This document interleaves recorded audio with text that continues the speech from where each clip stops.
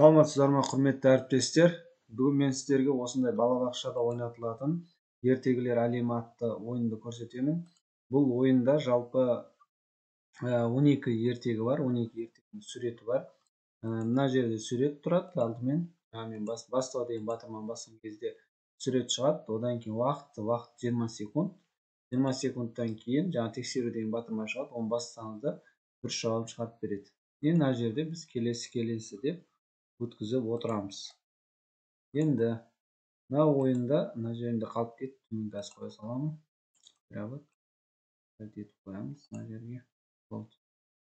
Енді бұл ойында мына жерде мысалы мен ашып көрсетейін, ашылмағандан міне былай ашып көрсетейін. Дауысы жоқ, осы жерден бұл ойынды ойнату үшін көбінесе мен қазір түсінбей қалуларыңыз мүмкін. Кнопка істемейді, былай мына жерінде. Осы бізде PowerPoint-пен жасалғаннан кейін мына жер редактировать болады. Енді осы слайдты ойын ретінде ашу үшін сначала деп ашқан кезде мына звугі ашылады. Жаңа музыкасы. Оны алып тастауға да болады. Керек болса осымен ашылады. Егер мына жерден ассақ, ол звук ашылмайды, өйткені бұл басынан соңына дейін қойылатын звук. Енді ойынды бастау үшін үсті жағында мына жерінде тұр, показ слайдов деген тұр. Осыған басасыздар. Өзі негізінде главныйде тұрады. Содан показ слайдов.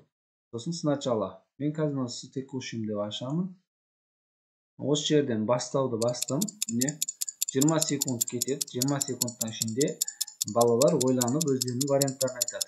Мысалы мына жерде суреттегі нелерді байдың несіні, мысалы алдар көсені көріп, осы қайсы ертегі екенін өздері былай таба алады. Осыны айналып тұрады, варианттарын айтады. Уақыт біткеннен кейін мынаған басасыздар тексеруге. Сосын осылай суретімен алдар көсемен бай деп осылай шығарып береді. Сосын келесіне басып осылай ойната бересіздер. Енді осы ойын алу үшін менің комментарий бөлімінде ссылкадан өтіп алсаңыздар болады. Назарларыңызға рахмет.